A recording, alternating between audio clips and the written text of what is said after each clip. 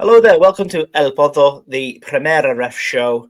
I'm Nick Bell, your host for this evening, and you are listening to the premier English-speaking podcast about the Spanish third tier.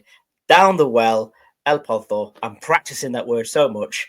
We're back, and we're back earlier than anticipated as well, because there's just been so much happening that we thought we could not leave it at just as a monthly podcast, and the demand was there for us to bring it to a fortnightly podcast as well. So I'm delighted to say that I'm joined by, once again, my El Pozo colleague, Liam.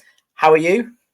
Yeah, I'm very good. Absolutely second what you said. And we've just been so much going on, hasn't there, really? We just thought we cannot round this up every month. The show will go on for like 3 hours or something. So and we wanted to talk about it. We wanted to share it with you, and lots of people were positive about our first show. And so we thought, let's make this fortnight. Let's squeeze it in every 2 weeks.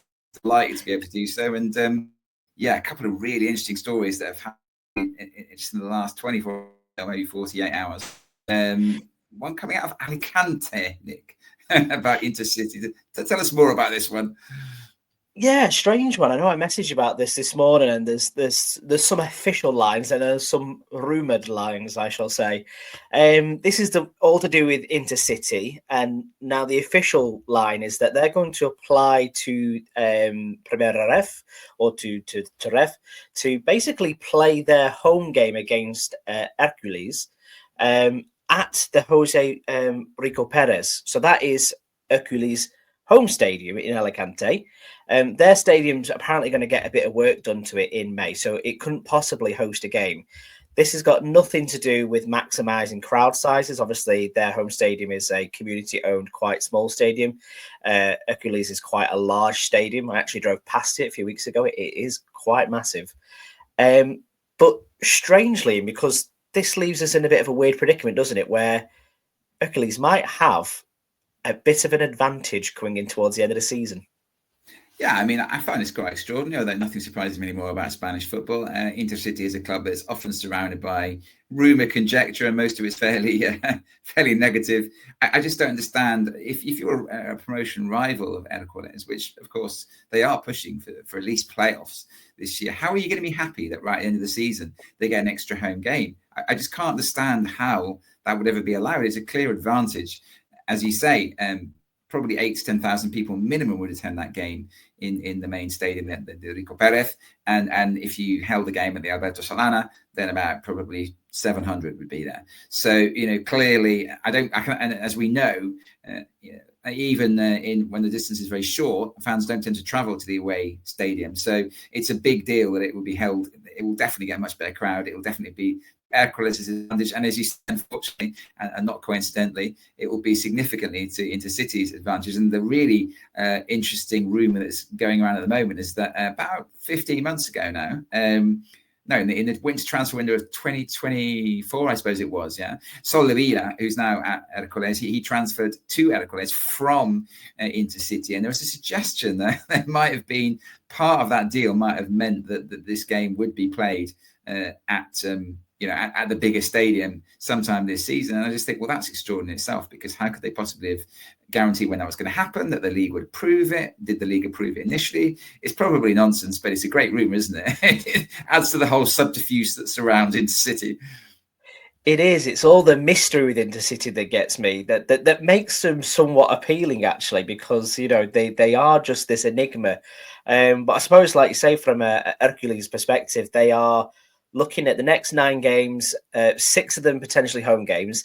The last 3 of them are going to be at home at this rate. And that's such a massive advantage when you are in the picture for the playoffs. And it is so tight in Grupo Dos at the moment. So, if you might be rubbing your hands together if you're an Hercules fan, but we'll see how that one unfolds over the next couple of weeks and see if we get any official lines from the league, whether they confirm that will happen or not. Another piece of news that we felt obliged we had to tell you, that history was made. And for those not watching on the visual format and using the audio format that is the podcast, I was using air quotes. The Metropolitano, the home of Athletic Madrid, became the largest stadium to be used in Primera Ref the weekend gone, Liam, just beforehand. It was between Athletic Bay and Betis Deportivo. They played out an enthralling 0-0 draw, but 12,000 people turned up to watch that. I know we're not massive fans of Fialis on this podcast, but I suppose we've got to give him a bit of a nod for letting the kids, again, air quotes, play at the big ground. Yeah, it does happen, and unfortunately, it's one of the reasons why I really don't like Filialis, because it kind of shows you just how disinterested most people are. Well, the 12,000 is a decent crowd, nowhere near as big as Malaga got last season, I hasten to add, or Deportivo. So we're nowhere near any sort of Primera Ref records here. The only record is that the stadium is the biggest that's ever been used for Primera Ref games. So yeah, I suppose it was noteworthy, and we felt we had to mention it. But I can guarantee you the next Atleti B game will not be attended by 12,000 people, even if it were available. I think the novelty value will certainly be there, and I think any future games would, even if they held them in the same place, the Metropolitano, I don't think you'd have the same pull. And that again is, as I've said many times before, I don't like Filialis because they essentially, most people couldn't care less about them, and that's completely the polar opposite of how I feel about any team that I would want to support. No, absolutely, and it's worth mentioning that this probably. Well, no, this wouldn't have happened if it wasn't the international break as well. So it's also a bit of a, I don't want to say comedy. That's not the right word to use, but it's kind of like just a thing that's like, novelty. Novelty is the word I'm looking for. So, yes, we felt like we were obliged to say that history we'd made, even though it's not the most exciting history. But I suppose since we last spoke, Liam, just a chance for us to catch up. Have you been up to much? No, not a great deal actually. Obviously watching as much football as possible, but have a little bit of an issue with my my Segunda feeds as I you can't actually watch the games legally. Unlike Primera F, I instantly signed up to FEF TV again when I realised that we might be starting to do a bit more justice to this fantastic category of football. But yeah, unfortunately, it's impossible to watch Segunda games if you want to go to Bet365 and get my glass out. So that's been probably the highlight of the last couple of weeks, trying to work out how to watch Segunda game without damaging my eyesight still further. And yeah, I mean, there's plenty of other things been going on in my life, but of course, there's always football is right at the forefront, and that's been a battle I haven't yet managed to win. But thankfully, the FEF TV has been really a good compensation for me, and I have managed to catch the odd game where my eyes have been able to take the strain of Bet365's mini screen. How about you? I've been quite busy. I obviously had my little El Partido football weekender where we went on a bit of a mad tour around Spain. So flew into Alicante. No home games that weekend, unfortunately, for either side. But we then got a trip up to Valencia, which was supposed to be by train. But then I forgot to book my friend a train ticket for the right day. And because it was the Falas in Valencia, all the train tickets were already booked. So we ended up having to hire a car and drive there instead. Went to Mestalla, got to see that, which is just a bucket list moment done for me. Flew to Madrid, flew from Madrid to Malaga, watched Malaga, and then came home again. So it was a lovely thing. But I did get chastised for maybe not trying to take in Valencia Mestalla before I went to watch Valencia against Real Valladolid. So naughty Nick for not taking that opportunity. I have an even madder itinerary planned for this particular weekend, but I'll tell you a bit more about that later. Let's just do a quick recap, shall we, overall on where the two grupos look after our, I think it's been 3 weeks, hasn't it, since we last discussed this. So how has Grupo Uno developed in those 3 weeks since our last meeting about this particular brand of Spanish football? So, well, in Grupo Uno, Cultural Leonesa still well clear at the top, despite the fact that they've not won since our first episodes. They've been multiple drawers so far. But their nearest challengers, Real Sociedad B, they've fallen away. They've only taken 1 point out of 9 at the moment, which we hate to see, Liam, don't we? We hate to see that happen. Devastated.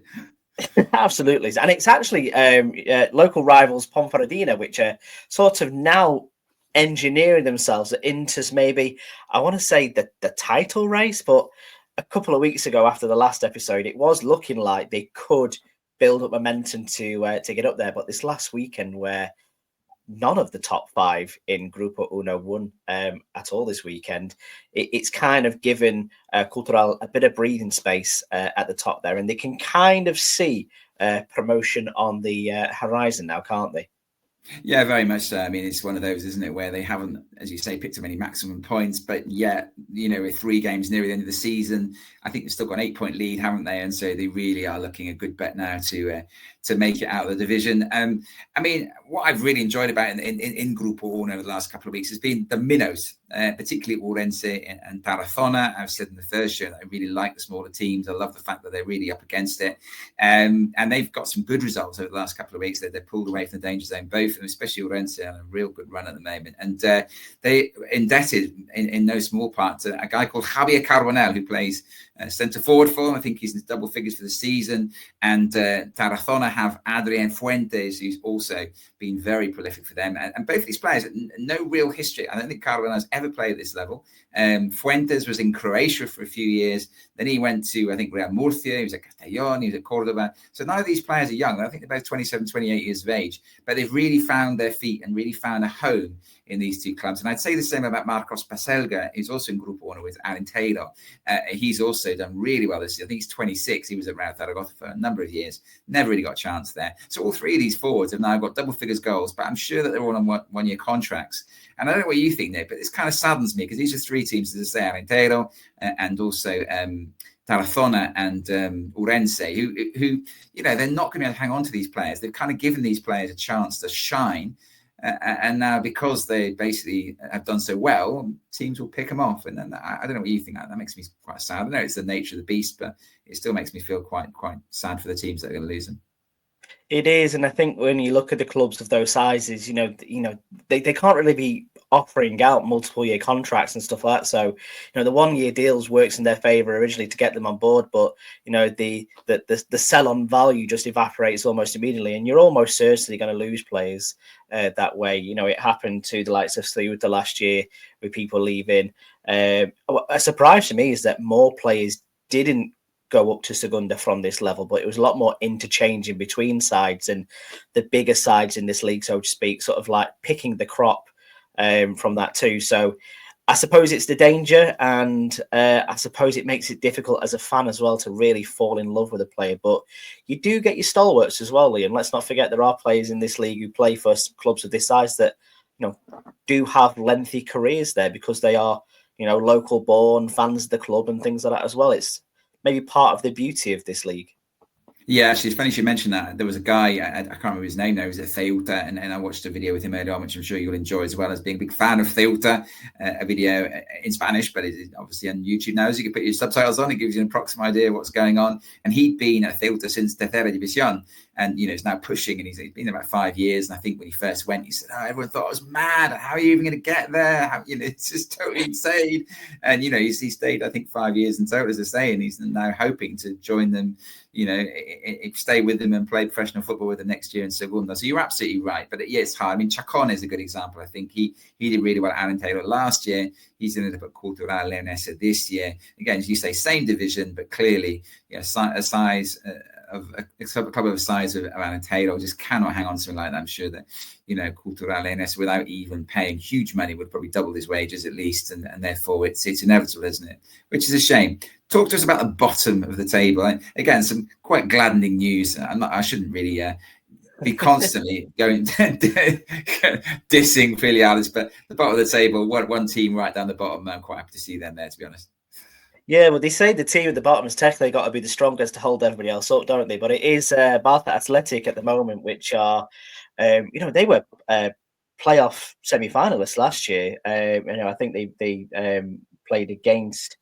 I want to say it was Ponferradina that they stuffed up against Cordoba, didn't it? I mean, I always remember being really cross because they were like, it was a crucial point in the game and they tried to play it from the back and gave it away and lost. And I was like, no team who really cared about getting promoted would take that chance, at that point of the game. But yeah, you're right. They were absolutely right. They were playoff semi-finalists, and this year they're rock bottom. They look doomed, don't they? Really. Sestao River Club as well. Sadly, they've changed their manager fairly recently. Igor Orcas come in, and they can't seem to get anything going there. They're still in the relegation zone. Very poor at home, a bit better away from home, but yeah, not great for them. And I'm a bit sad to see Amorebieta still down there. But there's a familiar name at Amorebieta, but that familiar name means you're not terribly surprised that they're not really picking up. No, it's not there's one thing I'll say: you do not get the most inspirational football from Naxo Gonzalez. Let's put it this way: when Pablo Guede came in to replace him at Malaga, and he came with his nice shiny trainers, it was like we were seeing football reborn at that level. But yeah, but it's a shame to see where Amor Viator is, considering that they were so close to staying up last season. A back-to-back relegation would be horrific for them. But I'm also a bit sad for Igor Okar at Sestao as well, because Sestao, I watched a little YouTube documentary on them, which was done by the Terrace recently, and they do look like an absolutely brilliant club. And obviously, Igor's got previous with them. He got promoted out of Tercera, if I remember rightly. And then he's been on a bit of a tour of like the Middle East and South America doing coaching. So I genuinely thought him coming back in could have been a good thing, but they just don't seem to have the firepower to compete this season, which is a shame for them. But yeah, and obviously not great for the Basque Country either to potentially losing these two sides from Primera F.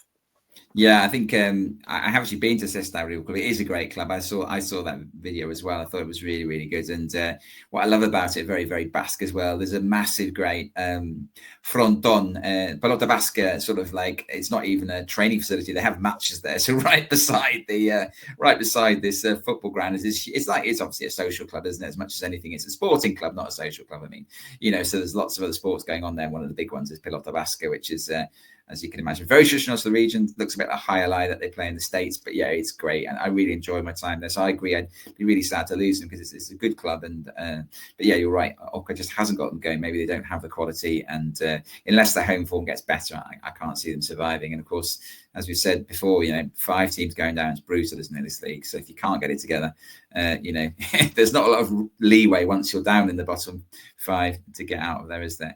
Group 2, talking of getting out of Grupo Dos, for instance, does anyone get promoted out of this league? Because you mentioned, didn't you, that I think none of the top 5 in Grupo Uno won. I don't think any of the top 5 in Grupo Dos won last weekend either. It's just utterly incredible. Was there one?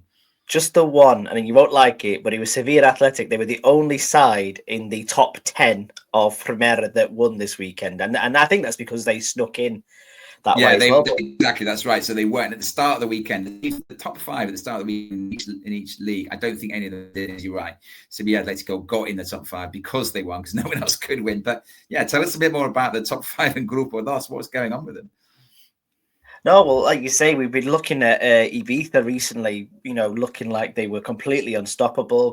Bebe, the star signing of January, and, they won 6 games back to back and then just came unstuck against Algeciras, which is nothing to be upset about. But obviously, this weekend's result against bottom of the league Intercity, we did title that as like a bit of a typical top versus bottom game, but the fact that they managed to get beaten 2-0 at Camisez is quite interesting.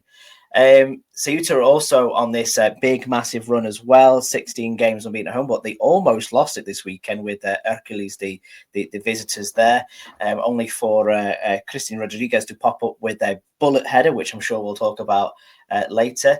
And all the other 3 drew. Like say, Real Murcia and Antequera, they're not in great form either. It's like in the last few weeks, just no one fancies getting out of this league. It's like they fancy actually staying in it, which I kind of appreciate because it's a wonderful league. Yeah, indeed. I mean, what I've been with us most of all recently, I think, is Merida. I also quite like the fact that Merida had some sort of arrangement this week where they brought their dogs out. That was one of the most uncomfortable moments as these players. I'm not sure if their own. I don't think they could have been their own dogs, Nick, because some of the players, not every player had a dog. So I thought, well, it must be their own dog. But the players looked really uncomfortable about it. It's like, did they just find a few dogs? I remember them announcing just before, in the week before, we've applied to the Federacion to see if we can bring dogs into this game. But it just looked really, really weird. But apart from that, I think Merida are doing a really good job overall. They're amazing home form. I think they're the best home team of all 40 teams in Primera Federacion. I think 30 points overall. And what I love about them as well is players like we mentioned a couple earlier on, like Fuentes and also Carbonell at Ourense. The fact they've got a couple of players, Javier Slava and Libertad Beltran, and both of these guys are in double figures for the season. And they've really not, Libertad Beltran is at about 15 teams. Javier Slavas never played at this level. He was at Europa last year in Segunda Ref. I think he's mostly played lower level football in Catalonia and now playing for Merida. And they're doing a great job, as I say, with one of the smaller budgets. And obviously, the loss of Jack Beer hasn't upset them too much. So the fact that there's no beer in Merida hasn't affected them. They're not drinking sherry. We've confirmed that it's at least 3 hours away from Jerez. So they won't be drinking sherry there. But they're also not worried by the lack of beer because they're doing very well in the league. And that will be a team that I'd love to see sneak into the top 5 because, because they're really obviously a great club in the middle of nowhere that lots of people are getting behind. And it would be good to see them taking, punching above their weight definitely at the moment. If they snuck in as well, then who knows, with the kind of momentum they've got at the moment, they might well, go all the way. Yeah, exactly. The football in Extremadura is seemingly on the up again. I think obviously between Merida and Extremadura themselves, I can't remember if they were top of the league in Tercera Federacion or Segunda Federacion, but have won 11 games in a row, I think it was. But football on fire in the middle of nowhere is exactly. It's weird, isn't it? Because Extremadura, I think, is one of those towns where it's just like constantly, go bust, reform, go bust, reform. It's like one of those places where you do, I think, just get people putting money in short term and it just doesn't work out, and then they just liquidate the club and then call them something slightly different and reform. But so this feels like another cycle beginning, but hopefully it won't be. Hopefully it's a bit more sustainable. Same with Media. I hope that they, can push on and really build on this. But it's great stuff to see them doing well from there. I like to see teams who are unheralded and unfancied, fighting it out with the big boys at the top. I mean, Antequera are another good example of that, aren't they? But there are some big sides of that top division. Even if Ibiza on a big side, they've got plenty of money, haven't they? And I don't think that's the case in Merida. So great to see them doing well. And down the bottom, tell me a bit about the bottom. Does anyone want to go down? Presumably nobody wants to go down, but nobody is suggesting that they're completely cut adrift, are they? That's the amazing thing about this league. There's no indication as to who we might lose at this stage. No, you even look at Intercity, as you mentioned, their great result this weekend, and they are a rock bottom, but they're only 7 points away from safety, which, in any other league, you'd say that that's quite an ask. In this league, I think it's quite easily done because you can string some results together. You look at some of the other teams that are down there as well. Marbella, who obviously are in this division for the first time in a while, sort of have gone big with their signings with the likes of Callahan. I believe they changed their manager today as well, actually, which was announced just before we started to record. But they had this thing this weekend where they wanted to get the crowd behind them at the Banús Football Centre. I think it was like €5 to get in. Really try and cheer up the crowd. Clearly didn't work because Alcayano came off the better side, 2-0. And like I say, unfortunately, it means that the manager has had to be replaced at a crucial time of the season, hasn't he? Yeah, absolutely. 1 win in 9 for Abba Segovia is not going to really help your case of keeping the job on a more permanent basis. I think he had a contract to the end of next year as well. So, they've obviously paid him off a bit, and they've then appointed, which I always found a little bit strange. I think they've appointed Carlos Alermo as one of the assistants, and you're like, right, well, that doesn't seem to make much sense. He was presumably in some way involved with what was going wrong before, and now you've just turned to him. Maybe he's just had a quiet word in the Directiva's ear and gone, look, this guy's rubbish. Can you just give me a chance instead? But I think he's got to the end of the season. But that's a club that will not be thinking about being in the bottom 5 at this stage of the season. Now they had much higher aspirations than that. I mean, the issue with their ground continues to be a real concern. We've said before, I can't see them being allowed to play at the Banús Football Centre in Segunda. I doubt they can even play in Primera F unless they make some fairly rapid alterations. But it's a weird one, and obviously they are now in big trouble down the bottom. So that's probably the main highlights, isn't it, of what we've seen? But we thought we'd go into a little bit more detail about certain games that we haven't mentioned in great detail, and we decided to use the partidos of the weekend that you chose. I know you do every week, Nick. A few games from each division, obviously not La Liga this week because it wasn't available. So then you could choose a few more Primera F games. And the first one from your choices, I think, was in fact a game you kind of alluded to earlier on, which is Ceuta against Hércules. Tell us a bit more about that 1-1 draw then. Yeah, well, as I mentioned before, Ceuta, who were building up this wonderful atmosphere at the Afonso Marubi this weekend. 15 games unbeaten at home, but they were almost at risk of losing this one because not only is it only the second time these two sides have met, but Hercules, really against the run of play, actually got this penalty towards the end where Dodgy. dodgy, Nick. Yeah, Unbelievably dodgy. It's not a penalty. explain it No really. way. It looks so soft as well, and there's an argument to say, did he get the ball first as well, because he gets this little slight touch with his toe, doesn't he? But then the player just seems to seemingly collapse and fold in front of him. But obviously the referee's been sold on that, and he's decided to award the penalty, and it is a great penalty to take. To be fair, it's absolutely perfect, but very much against the run of play. Despite the fact that Carlos Abad, the goalkeeper for Hercules, was just on fire in this match. If he wasn't, saving long shots from distance, he was tipping them over the bar.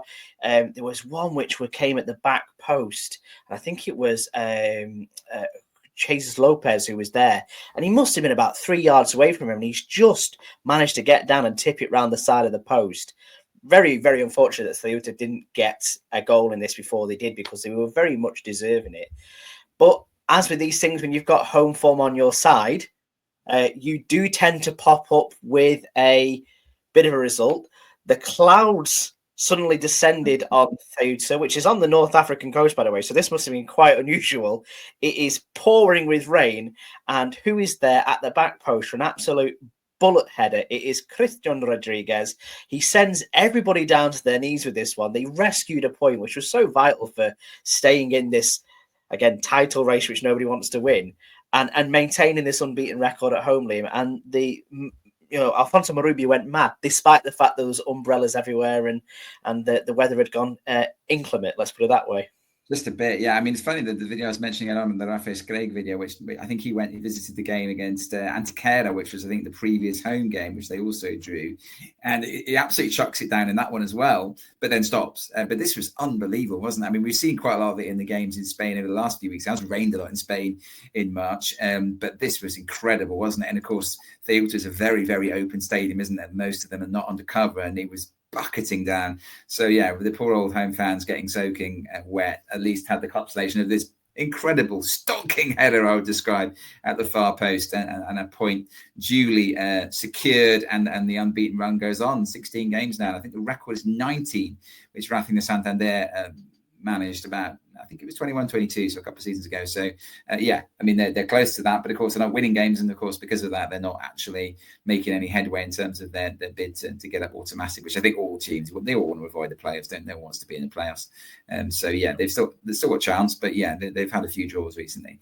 The next one, I think that you picked out, I'm not sure if the next one chronologically, I think it probably was actually, was the aforementioned Ibiza against Intercity game, which was a weird one as well. We mentioned it was a really unexpected win for Intercity. Top against bottom is always going to be unexpected if the team who are bottom away from home get a win. But there was one big moment, this wasn't it, don't you think, that turned the whole game? I think Ibiza were pretty much in control overall, and then somebody did something rather silly. Yes, exactly, and it's one of those where, to be fair, my question about this was going to be, do we not think he should have got sent off for his first challenge? Because for me, the way he goes in, it's Montiel that does it. He seemingly goes in on the player with his elbow, and he knows exactly what he's doing, because when you get the close up on the replay, you can see he's left it in there. It surprised me, actually, that he got a double yellow rather than not a straight red for the first one. I don't know what you thought about this one. Yeah, that's not a bad shout. What's really interesting watching Primera Federacion, I love it in some ways, but it just shows you how quickly you become conditioned to having VAR involved, isn't it? Because you just keep thinking it's like that penalty, although I've seen some fairly awful penalties that haven't been referred to VAR and they haven't called the referee across. But you just kind of expecting that, aren't you? Thinking, like, as soon as you get a controversial decision, you're thinking, right, I hope VAR's looking at that. And you realise that VAR's not looking at it, and that's not a bad thing. It's just something to get used to that's quite unusual. So yeah, I don't disagree with that. I think Mojanel, yeah, it was a poor challenge, but having slightly got away with it, I think he could easily got red, as you say. And he just grabs the guy, doesn't he? It's just absolutely stupid. He's only ever going to get a second yellow for that. And from then onwards, it all went a bit pear-shaped for them, didn't it? And then I love the first goal scorer for Intercity. Again, another element of mystery about them. This guy Lucas Story, Slovenian. He's played, I think, in Slovenia, unsurprisingly, for one or two of the bigger clubs in NK Bravo, they Slovenia, I think. He's also played in Dinamo Dresden. This is his first game, his first goal in Spain, not his first game. How on earth does he end up at Intercity? I have no idea. And he scores a goal. But I'm sorry, but I don't know about you. That's a miss kick, isn't it? He doesn't go near post. He almost falls over. It slices off the edge of his boot and goes in the corner. Oh, he absolutely did not mean this. And if he tells his grandkids that this, first goal in Spain, he meant it, then he's absolutely lying. The reaction of the goalkeeper for me was quite funny because you can clearly see that he's been wrong-footed and he's just like flopped. It's like the life had just been sucked out of him. He just went, oh no. And yeah, but the fair play to it is, as much as we can say that the goal was maybe quite fortunate, he's done well to get on the end of that ball and get the challenge off. And I think if anything, the fact that they managed to finally get beyond Ibiza's defence, really galvanised Intercity this and showed them that there was an opportunity here to get 3 points to take them back to Alicante. And you could see that with the reactions off the bench as well, that they really want to stay up and stay in this division as well. And they're going to work hard for it. And as I said, in any other division, when you're on 25 points after this so many in the season, you'd be thinking we're a write-off. Intercity, I wouldn't write them off right now. This could be a galvanising result for him. So very much so, yeah. And I loved also that the club took to Google Translate after the game and left a little message for Luke. I'm not sure what Lucas Store's English is like, but or Spanish, I should say. I imagine he probably speaks more English than Spanish. But yeah, nice little message fed through Google Translate, thank you, we love you, Luke, or something like that in his native language. But yeah, I wouldn't rule them out at all. Yeah, I mean, they are a strange club, as you said, in many ways, but they have got some good players in there. And as you say, massive result for them. Game 3 of your partidos of the weekend, I believe, and this time it really was a Galician derby. I think 3 weeks ago, given us the Galician derby that never was, this time it really was, wasn't it, between Ponferradina and Lugo?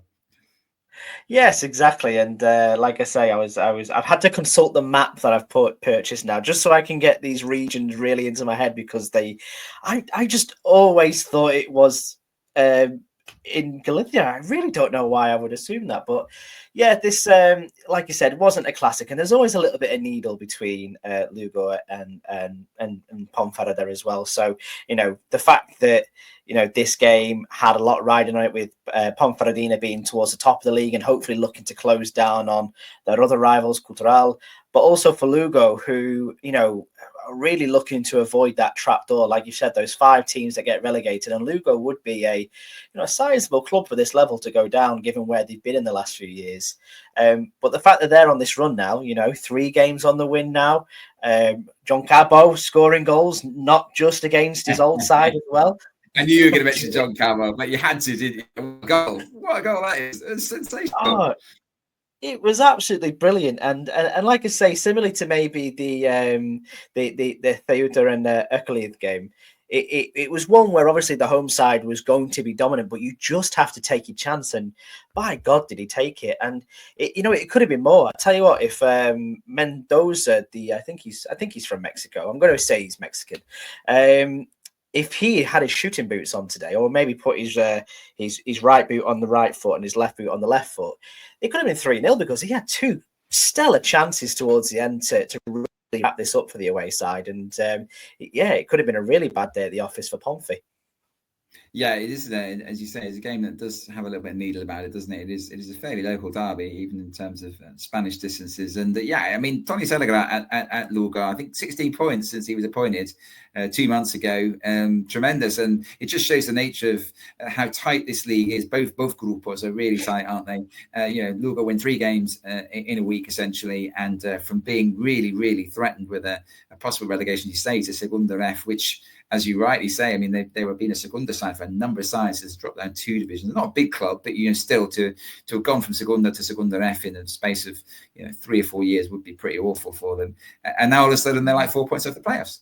So you win 3 in a week, and then suddenly you're far more a playoff side than you are a relegation side. There is really no mid-table in these leagues, is there? It's a real big switch. Now, I have to say, I picked up one more. I was a bit cheeky and a bit naughty. I thought, you know what? I mean, I want to talk about a 4th game this week.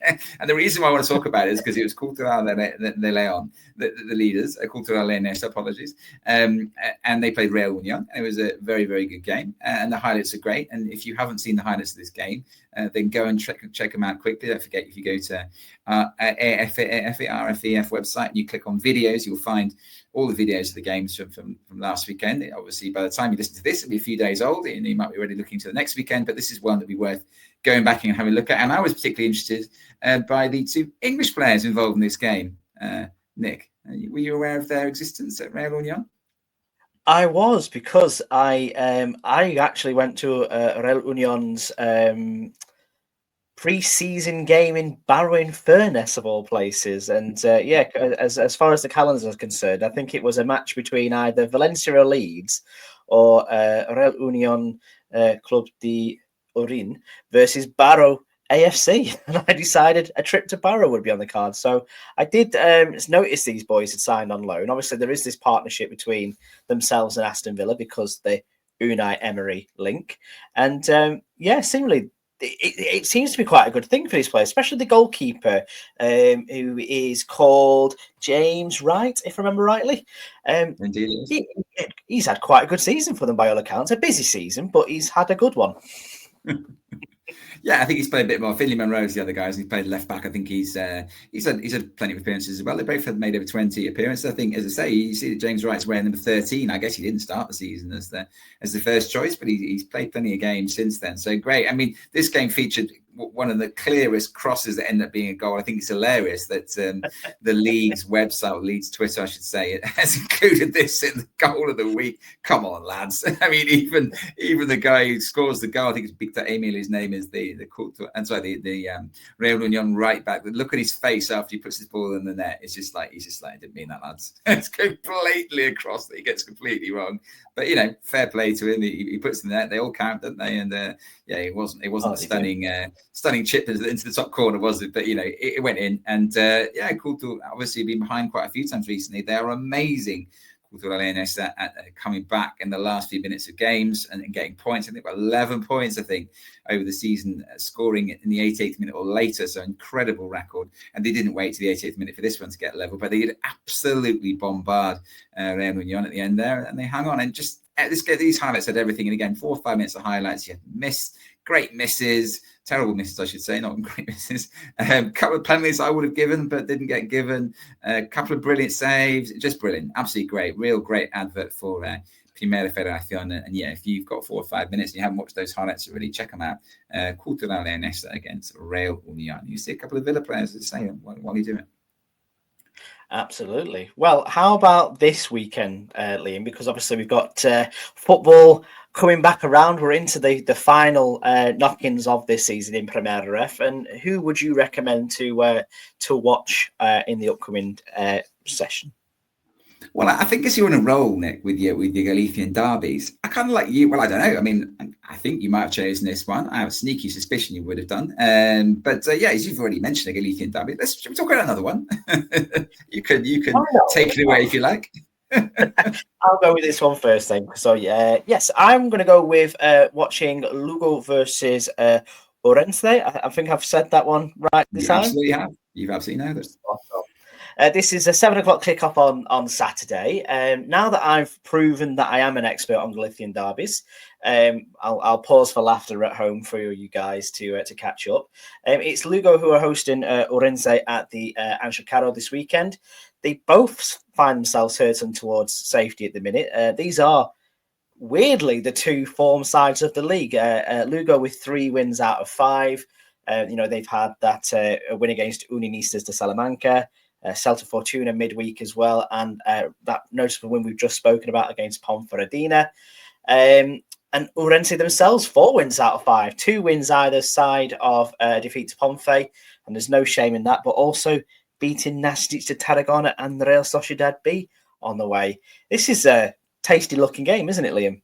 Yeah, I like the look at this. I like the look at John Cabot to see if he can score again. Having told us all that he only scored against Sestao, he's now scored an absolute screamer against Ponfe. There's some really good players in there. And the young man called Palayo Gonzalez as well. Palayo Gonzalez Reyes, also known as Yayo. He look quite looking forward to seeing him in action, aren't you, I think? Yeah, he's a really tidy footballer, to be fair. And like you say, when I saw that he was the number 8, I was thinking he would be a really established, kind of player with guile. And he is that, but he's only 20 years old, on loan from Real Oviedo. And he's been really commanding for Lugo this season, in a season where they've not been at the best, but he's been an absolute star for them as well. And if I was to look onto the other side of the fence, the players that are going to be in blue, Pablo Lopez. He's got them, really ticking at the moment as manager. I suppose it's third time lucky for them. He's their third manager of the season, and he's doing a decent job. And you've already mentioned Carbonell, Liam. He's going to fancy getting a hatful this weekend, maybe, in like I say, this derby where there's only an hour and a half between the two sides.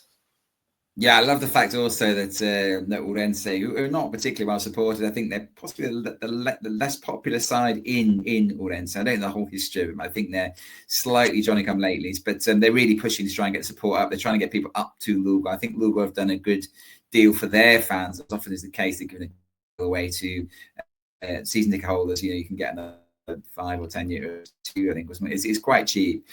Ourense, 25 euros will get you a scarf, a ticket for the game, and return or on a coach to Lugo. 25 euros, Nick. If only we lived in Ourense, we would be snapping our hands off for that, wouldn't we? Oh, absolutely, we would. Absolutely would. That is bargain territory. I'm trying to calculate what it would be in pounds sterling. You're looking like maybe, just over 20 quid for, a 3-hour return trip and a scarf and a ticket. And, the beer's usually quite cheap as well. So, it sounds like a great day out to me. But speaking of great days out, I suppose I'll ask you for your next choice here, Liam, for games we need to watch this weekend. I think we're sticking with Group of 1, aren't we? I mean, we're not doing chronologically because I think one of the games in Group of is actually on Friday night. But yeah, I am actually going to this game on Sunday. It is the game of the weekend. I'm not just going because of that, but it is falling nicely for me. The only thing is, Nick, I'm very dependent on Ryanair arriving in Reus on time on Sunday morning and then get into a taxi and dash across to the Nuovo Stadio Costa Dorada. It is, of course, Nastic against Ponferradina. Nastic's brilliant at home. I've only had 2, I think 14, and Pomfret decent on the road. So, a real clash there. Third against second, I think it is, isn't it, as well? And I've got a bit of ex-Real Zaragoza interest then. That's my segunda team, or my lifelong team in Spain, really. Danny Rebollo was a keeper at Real Zaragoza last year. He's now moved on a free transfer to Nastic. I am really looking forward to watching Roberto Torres. I don't know how much you know about him. Osasuna legend, silky midfielder, 36 years old now. Had a slightly less conventional last couple of years. Quite a few Spanish players end up in Iran, don't they? And the coaches as well for some reason. So Roberto Torres, after all these years, also about 15 years that he spent there, he then went off to Iran for a couple of seasons. And he's come back, I think, in the winter transfer when they fancy coming back to Spain, and he's gone to Nastic. So I'm really looking forward to seeing him play because he's a great player and has had a great career, mostly in La Liga. Alex Costa at Ponfe has been really impressive this season as well for much of it, although he's got a little bit quiet recently. So yeah, I think it should be a really cracking game. I think, again, Nastic, I think, are giving away tickets for sort of 5 years to season ticket holders, and I think a couple of the stands are sold out already. So it's going to be a really big crowd. Really looking forward to that one. Yeah, I think Alex Muller is back at Nastic as well for the first time at their ground, if I remember rightly, because I think he was there last year when they were in the playoff picture. And obviously I will not let my anti-Nastic bias get involved in this, but I do hope you have a wonderful time when your flight is on time. In Grupo Dos, I think we've actually both picked Friday night games, which is quite interestingly. I'll go first because I've picked quite an interesting match. I've already kind of heralded that the secret that Real Union is owned by Unai Emery. So I suppose I'm labelling this the famous owner derby. It is Real Union versus Andorra. Andorra owned by former Barcelona centre-back Gerard Piqué, now midlife crisis king, who runs the Kings Leagues. I think this has got the ability to be quite a pretty decent game because Real Union really need to get a bit of a rocket up their arse at the moment because they had massive plans this season to have a bit of an assault on this league in the hope of getting out of it, signing some decent players, getting these young English people on loan as well, Liam. And it's really not gone to plan because they are back exactly where they were this time last year. They stayed up by a point in 15th. They are currently in 15th by a point. So it's not been the greatest season for them, unfortunately. But they'll be looking towards this against Andorra. Now, Andorra are a fun side, obviously former Segunda as well, Liam, and they'll look at this and think, well, actually, this is a team that are out of form. We can get one up on Real Union, can't we, and get our playoff picture back on track. Yeah, I think very much so. Andorra ambitious, aren't they? They want to be in the playoffs at the very least, this season. That's their plan. And yeah, it's a really tough place to go. I mean, I love the story of Real Union there. The fact that, obviously Unai Emery owns the club and he essentially bought it, as kind of admitted, it was kind of for sentimental reasons only. I mean, I think they just have big plans, but I'm not sure that he really expects him to become a La Liga force anytime soon, does he? His granddad and his dad both played for Real Union, and I just think that's a superb story. And their away kit pays a homage to it, doesn't it, as well? Their away kit pays a homage to his current situation, which is obviously is the Aston Villa coach, and the Real Union's kit this season, the away kit is essentially the Aston Villa kit, which is really good and really amusing. But yeah, apart from those off the field matters, I do think this is a club that I'd like to see push well clear of that relegation zone. I don't have a huge amount of love for Andorra. As I said before, I don't have a huge amount of time for teams that don't really get much local support, and I think they deserve better. And as I say, that's not fair on the people who do support them, but yeah, it just seems like most people couldn't really care less about Andorra football team, and that's really a bit disappointing. I'm not a massive fan of PK either, so I'll be rooting for Real Union in this game. And you're right, my game is also a Friday night, and it's going to be again a fairly clear one. Which team do you think I want to win this game, Nick? It's Yecla Deportivo, small club from Yecla, just outside Alicante, versus Real Madrid Castilla. Would you like to bet on which team I want to win this one? I'm going to put the house on red, and I'm going to go with the team from Yecla in that one. I'm feeling there might be some Castilla anti-bias here at this one, but a big game nonetheless, really, isn't it, Liam? I think it's an interesting one, isn't it? I think, funnily, I mean, the Real Madrid Castilla pitch the other night for that Murcia game was absolutely shocking. They're certainly going to not get a better surface down in the Constitucion in Yecla. It's a proper old ramshackle ground, as I said in episode 1. And they're going to find it very, very humbling, I think, to go down there.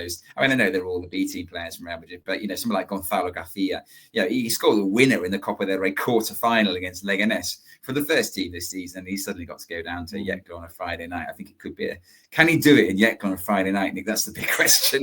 I'm not sure he can, but we'll see what happens. I'm also a big fan of Gabri's hair. Yeclano Deportivo midfielder Gabri's got great hair, Nick. Hair that I would dream of having. Long flowing locks, sort of Batistuta-esque it is. And I think you'd be impressed by that as well. He was on the bench last week, so I'm really hoping he gets a start because his hair alone is worth watching the game. But it's David against Goliath, isn't it? I mean, I know it's only the B team for Real Madrid, but the haves and have-nots. Yeclano is a tiny team. Real Madrid Castilla, clearly, some of those players will end up playing for one of the biggest clubs in the world. So yeah, you guessed right. You bet on red, and you're absolutely correct about that. Yeah, absolutely. It's like you say, the fact that this B team play in a bigger stadium than what Yecla have got is quite interesting, isn't it, in terms of a matchup? But I think if we were to ever put ourselves on the spot of this podcast for any kind of partido of the week, we would always go with the team that wasn't a B team. So Yecla all the way, and I will definitely try to watch this one on Friday night to get a look at this young man who gives me Batistuta vibe, because that very much feeds into my nostalgia-driven outlook on football at the moment. I'm very much relaxing into that. So yeah, those are the games I think we are looking forward to this weekend, isn't it, Liam?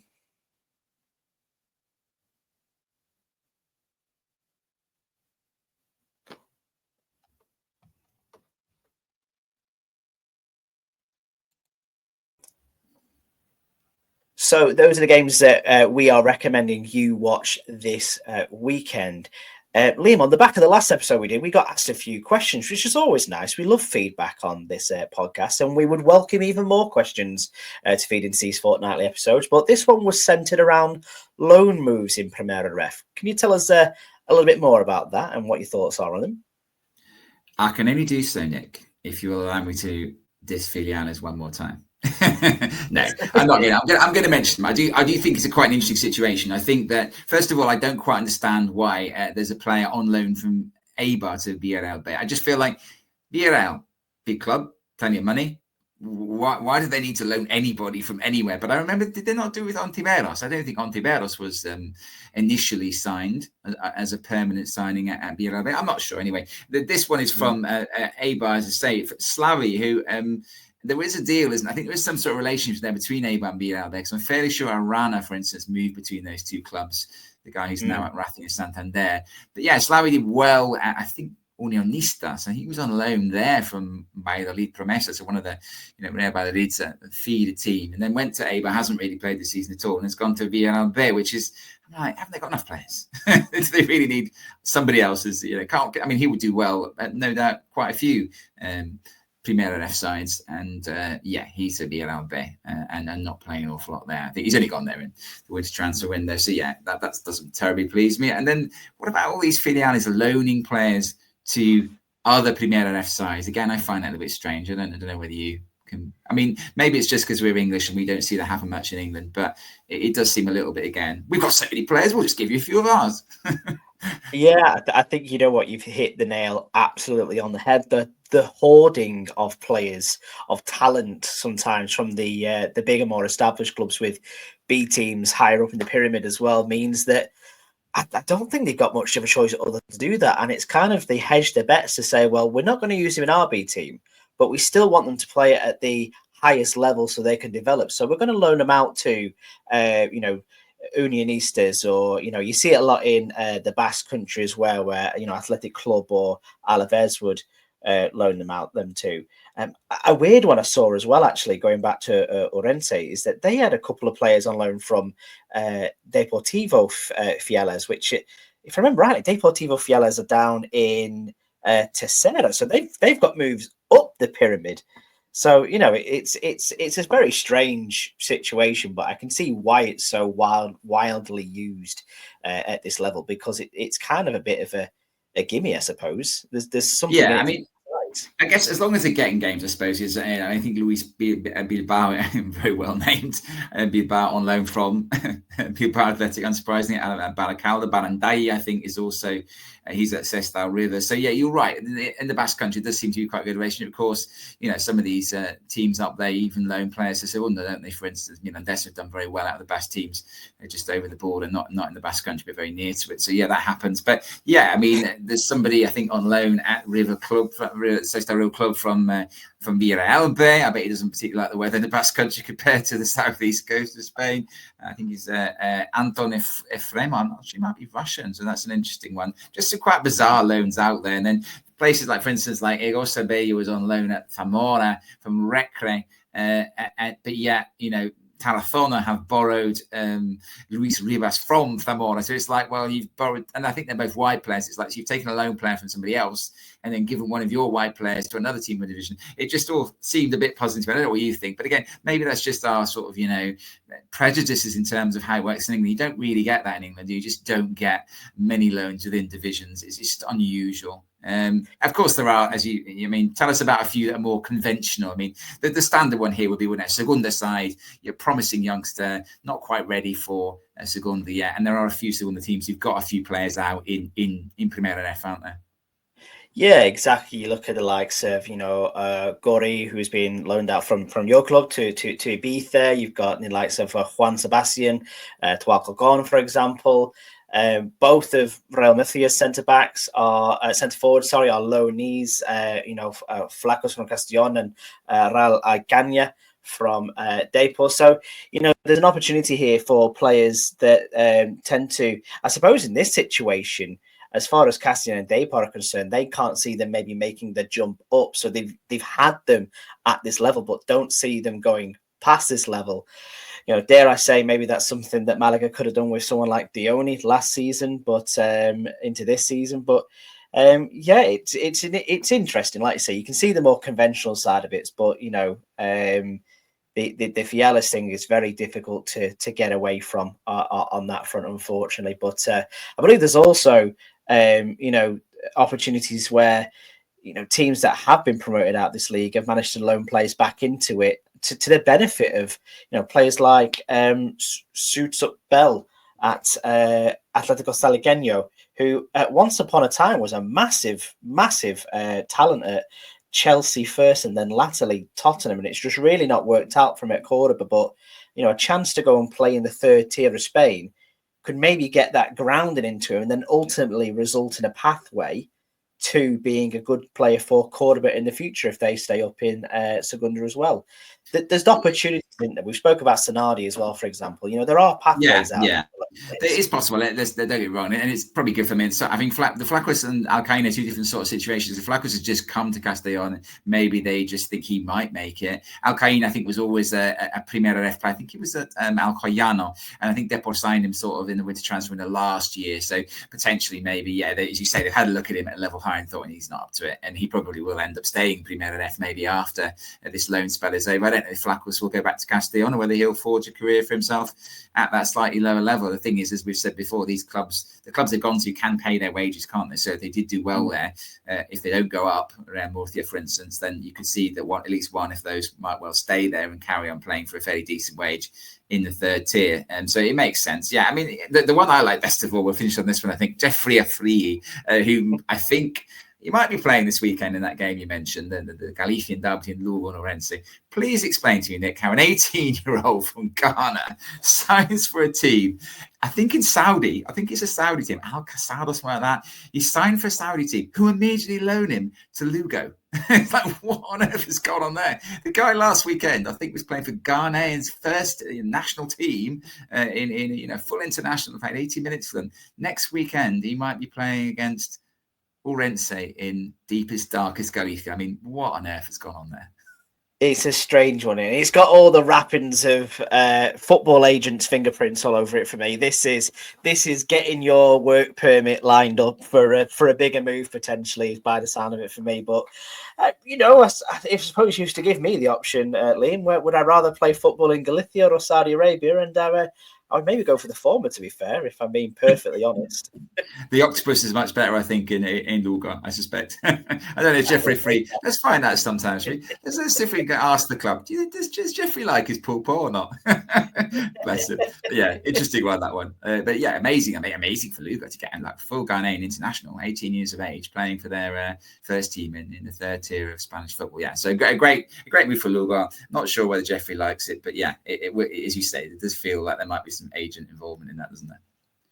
Yes, absolutely. So again, thank you for the question, and as we've mentioned as well, we do like to get these questions, so do feed them back to us, and we'll look forward to talking about those topics in the next installment of El Pozo. So we'll start to wrap up there. I suppose we obviously do other podcasts as well, Liam. So if there is anything we like to plug, I always like to push people towards Spanish Segunda because it is such a phenomenal podcast and going from strength to strength. And if you haven't checked out Segunda this season, my God, it's a box of cats. It's so much fun. Is there a game you're looking forward to this weekend that you can recommend? Well, obviously, all the games that you mentioned and Nasty's Tarragona in the flesh are going to take a big part of my weekend. But yeah, Almeria against Levante. Oh, my word. In Segunda terms, that's a blockbuster. Saturday night at 9. Get your curry in. Sit yourself down and watch that one. Absolutely. The way Levante are at the minute as well, that will be a very tasty game, hopefully with a tasty curry as well. Not to selfishly plug some of my own stuff too, but obviously I have the El Partido podcast, which is a nostalgic look back on Spanish football. Last week we did our favourite Argentine 11, myself, Paul, and our special guest Matt Harrison. Liam, did we miss anyone out that we were scandalous to do so?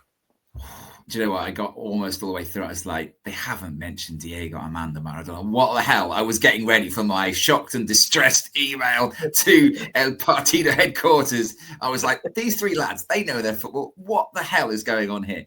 But to be fair, you did then mention him and then discounted him. But yeah, I can see why you did. So yeah, I mean, it was a very good listen. So please, do, if you haven't checked that out already, it's a great listen and lots and lots of thought-provoking comments, in terms of who you might pick. And yeah, I think we covered everyone. I think a couple of people mentioned Palermo might have got in there, but it's a heck of a team, isn't it, that you picked in the end? So it was great to listen to that.